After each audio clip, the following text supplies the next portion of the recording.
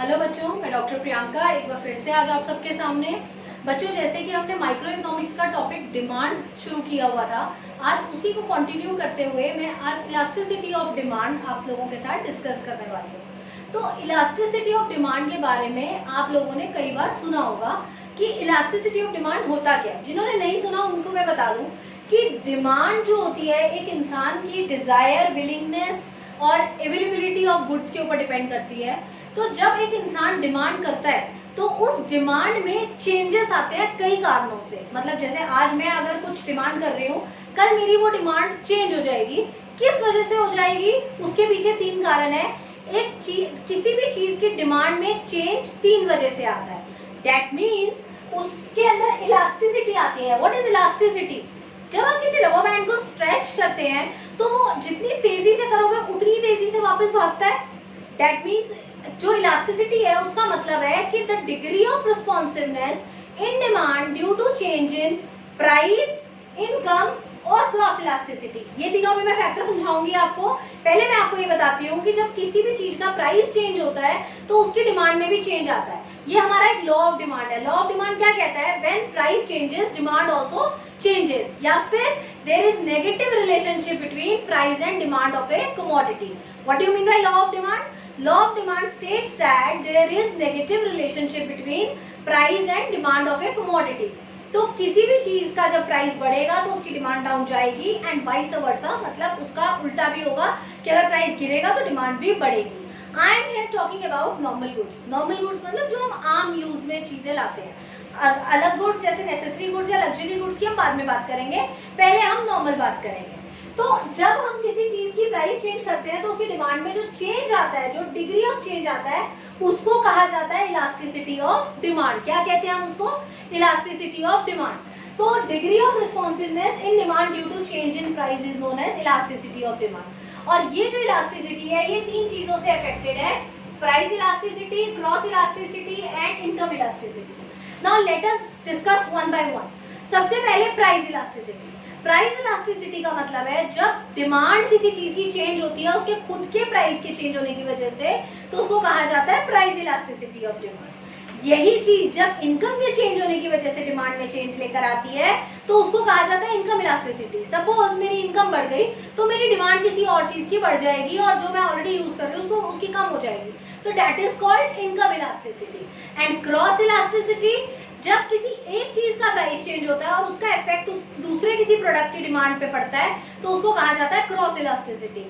इसको हम कुछ ऐसे भी लिख सकते हैं: प्राइस इलास्टिसिटी में demand of X is equal to function of its price of X. ऐसे ही क्रॉस इलास्टिसिटी में demand of X is equal to function of price of some other product that is Y.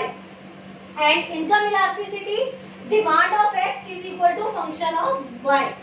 तो ये इसको इस तरीके से हम मैथमेटिकल रिप्रेजेंटेशन दे सकते हैं कि प्राइस इलास्टिसिटी जब आपके प्राइस के चेंज होने की वजह से होता है, इनकम इलास्टिसिटी जब आपके इनकम के चेंज होने की वजह से प्राइस डिमांड चेंज होता है, और क्रॉस इलास्टिसिटी जब किसी एक प्रोडक्ट का प्राइस चेंज होता है और उसका असर किसी दूसरे प्रोडक्ट की डिमांड के ऊपर पड़ता है, जिसमें हम सब्स्टिट्यूट और कॉम्प्लीमेंट्री गुड्स की बात करेंगे। तो इस टॉपिक को हम आगे समझेंगे। पहले हम आज बात करते हैं कि इलास्टिसिटी किन किन कारणों से इफेक्ट होती है। What are the factors which affect elasticity of demand? तो इलास्टिसिटी ऑफ डिमांड को अफेक्ट करने वाला जो हमारा सबसे पहला फैक्टर है वो है nature of commodity. What do you mean by nature of commodity? देखिए, कमोडिटी बड़े सारे तरीकों की होती है। पेरिशेबल गुड्स भी होते हैं, नॉर्मल गुड्स भी होते हैं, ड्यूरेबल गुड्स भी होते हैं। तो आप एक सिंपल सी बात सोचिए कि आपके पास आपको एक नॉर्मल गुड की डिमांड करनी है, तो अगर एक नॉर्मल गुड का प्राइस चेंज होता है तो क्या उसकी डिमांड उस हिसाब से चेंज होगी? या फिर पेरिशेबल गुड्स की अगर हम बात करें, यहाँ पर एक छोटा सा आपको एग्जांपल देती हूँ कि अगर आपका एक नॉर्मल गुड है, उसका प्राइस चेंज हो गया, बढ़ गया या कम हो गया, तो आपकी डिमांड उसके अकॉर्डिंग चेंज हो जाएगी। बट एक नेसेसरी गुड है, नेसेसरी गुड में let's take the example of medicine.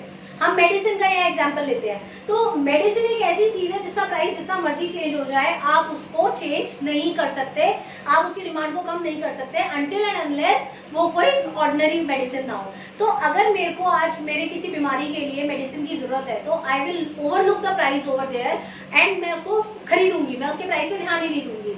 तो ये नेचर ऑफ कमोडिटी बहुत मैटर करती है आपकी डिमांड के ऊपर, क्योंकि हर प्रोडक्ट का जो डिमांड है वो प्राइस को देखते हुए नहीं किया जा सकता। नो मैटर, प्राइस इफेक्ट करता है बट नेसेसरी गुड्स के केस में ये नहीं मैटर करेगा। दूसरा हमारा जो पॉइंट है जो आपकी इलास्टिसिटी को इफेक्ट करता है वो है अवेलेबिलिटी ऑफ सब्स्टिट्यूट्स। जिस प्रोडक्ट के जितने ज्यादा सब्स्टिट्यूट्स अवेलेबल होंगे, सब्स्टिट्यूट यहाँ कहने का मतलब है उसी प्रोडक्ट के सिमिलर कोई और प्रोडक्ट जो आपकी उस डिमांड को सेटिस्फाई कर सकता है। जैसे मैं चीनी की जगह गुड़ भी यूज कर सकती हूँ। तो अगर कल को आप ये सोचिए अगर चीनी बहुत महंगी हो जाती है, आसमान छूने वाले प्राइसेस हो जाते हैं, तो many people will shift over to गुड़ या शक्कर। क्यों? क्योंकि चीनी अगर वो नहीं अफोर्ड कर सकते तो दे विल शिफ्ट ऑन। तो आपके प्रोडक्ट के सब्स्टिट्यूट्स के ऊपर डिपेंड करता है कि जितने ज्यादा नंबर ऑफ सब्स्टिट्यूट्स होंगे उतनी ही इलास्टिसिटी भी ज्यादा होगी, जितने कम नंबर ऑफ सब्स्टिट्यूट्स अवेलेबल होंगे उतनी ही कम इलास्टिसिटी भी है। Third is degree of postponement. What do we mean by postponement? Postponement is किसी चीज की डिमांड को जब आप आगे की तरफ पोस्टपोन कर सकते हैं कि चलो यार बाद में ले लेंगे। तो यहाँ पर ये चीज बड़ी मैटर करती है। अगर कोई चीज आपको अभी बड़ी महंगी लग रही है तो आप क्या सोचते हैं, चल यार 10 दिन बाद ले लेंगे। सपोज आपका एक फोन लेने का बड़ा मन है और वो फोन अभी नया नया लॉन्च हुआ है और वो बहुत महंगा है। हम सब जानते हैं कोई भी न्यू फोन जब भी मार्केट में लॉन्च होता है तो वो बहुत महंगा होता है और with the passage of time उसका प्राइस डाउन चला जाता है। तो कई लोगों की सोच क्या होती है, चल यार महीना पुराना होने दे, उसके बाद थोड़ा सा प्राइस डाउन आएगा तब ले लेंगे। तो this is the best example for degree of postponement. That means if you can postpone the demand of certain commodity the elasticity is more. अगर जिस चीज को आप पोस्टपोन कर सकते हैं उसकी इलास्टिसिटी ज्यादा है। But on the other hand कोई ऐसी भी गुड होती है जिसको आपका कल कोई यूज नहीं, आपको आज ही चाहिए, वो अभी चाहिए। अगर मेरा एग्जाम आज है और मुझे कोई बुक आज ही चाहिए तो वो जितनी मर्जी महंगी होगी मुझे लेनी पड़ेगी, कल मेरे वो काम की नहीं है। तो this is what we call the degree of postponement. जितना आप उसको पोस्टपोन कर सकते हैं आपकी इलास्टिसिटी उतनी ज्यादा है, अदरवाइज इलास्टिसिटी लो है। Next is habit of consumer. What do you mean by habit of consumer? Habit of consumer का यहाँ पर मतलब है कि आपके कंज्यूमर की हैबिट क्या है या मेरी हैबिट क्या है। अगर मुझे किसी चीज की लत है या किसी चीज की हैबिट है मुझे यूज करने की, तो उसका जितना मर्जी प्राइस बढ़ जाए there will be no effect on me. कई लोग चेन स्मोकर्स होते हैं, उनको स्मोकिंग करने की इतनी हैबिट होती है कि सिगरेट के रेट जितने मर्जी महंगे होते रहे उनको कोई फर्क नहीं पड़ता, उनको चाहे चोरी करके पैसा लाना पड़े बट वो सिगरेट खरीदेंगे ही खरीदेंगे। ऐसे ड्रिंकर्स के जो ड्रंकर्स होते हैं हमारे, उनके साथ भी यही चीज है। कई लोग होते हैं चॉकलेट्स खाने के बहुत आदी होते हैं, कई लोगों को मिठाइयों का बड़ा शौक होता है। तो हर किसी के अपने टेस्ट है। तो कई लोगों को तो चीजें हैबिट होती है, आपने देखा होगा कई चीजों को टबैको वगैरह खाने की भी काफी हैबिट होती है। तो ये चीजें जबकि बहुत महंगी है उसके बाद भी they can't survive without them. तो जितना मर्जी प्राइस चेंज हो जाए उनको कोई फर्क नहीं पड़ता। तो जितनी ज्यादा हैबिट होगी किसी को उस चीज की इलास्टिसिटी उतना ही कम होगा उसका, because they will not try to shift over. Now the next point is expenditure on the product. किसी भी प्रोडक्ट के ऊपर आपका खर्चा कितना लगता है या आपकी इनकम का कितना हिस्सा वो प्रोडक्ट लेता है। अगर कोई प्रोडक्ट ऐसा है जो बहुत ही मिनिमम हिस्सा लेता है आपकी इनकम का या आपके खर्चे का, तो आप उसके बारे में ज्यादा सोचते नहीं है। सपोज मैचस्टिक है, मैचस्टिक की एक बॉक्स 1 रुपए की आती है, अगर वो बढ़ के रेट उसका 1.5 रुपया हो गया, 2 रुपया हो गया, 3 भी हो गया, तो हार्डली मैटर्स, आपको कोई फर्क नहीं पड़ेगा इतना उससे के बढ़ने से, क्योंकि वो बहुत मिनिमम एक्सपेंडिचर का पोर्शन लेता है हमारे खर्चों में। तो इस वजह से उस चीज की इलास्टिसिटी बहुत ही कम होगी। बट यस, अगर कोई ऐसा प्रोडक्ट है जैसे you want to purchase a laptop और मोबाइल फोन और समथिंग एल्स, तो आप उसको लेने से पहले 4 बार सोचते हैं, क्योंकि वो एक्सपेंडिचर का बहुत बड़ा प्रोपोर्शन लेता है। तो इस वजह से expenditure on certain product also matters your elasticity. More is the expenditure, more is the elasticity. Less is the expenditure on a product, lesser is the elasticity. And coming on to the last point is income level. What is income level? Higher the income, more is the elasticity. जितनी ज्यादा income होगी laser is the elasticity. आपकी income ज्यादा होगी आप कम सोचेंगे लेने से पहले, और जितनी कम इनकम होगी उतना ज्यादा आपको सोचना पड़ेगा किसी भी प्रोडक्ट को लेने से पहले। आज मेरे हाथ में बहुत ही कम रिसोर्सेस हैं, मैं बहुत पैसा कम कमाती हूँ, तो मुझे कोई भी चीज खरीदने से पहले मैं 10 बार सोचूंगी। बट अगर मेरे पास खुला पैसा है, मेरी इनकम लैक्स में है, करोड़ में है, तो मुझे कोई प्रॉब्लम ही नहीं है, जितना मर्जी मैं चीजें लेती रहूँ, मैं उसके प्राइस के बारे में पूछूंगी भी नहीं।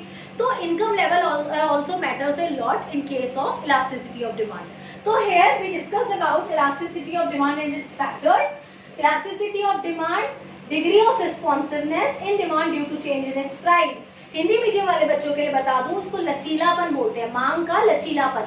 बहुत इंपॉर्टेंट क्वेश्चन है, ये जरूर आता है पेपर में कि ये क्या होता है, जितना प्राइस में चेंज आएगा, जितना कीमत में फर्क आएगा, उतना ही मांग में फर्क आएगा। तो ये जो उसका रिलेशनशिप होता है उसको कहते हैं इलास्टिसिटी ऑफ डिमांड।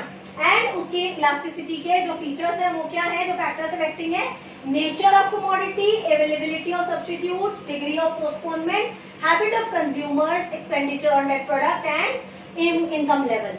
एक बात और आपको बता दूं कि ये जो 3 तरह की इलास्टिसिटी है, ये इसके ऊपर भी क्वेश्चन आ सकता है, क्रॉस इलास्टिसिटी, प्राइस इलास्टिसिटी है, इनकम इलास्टिसिटी।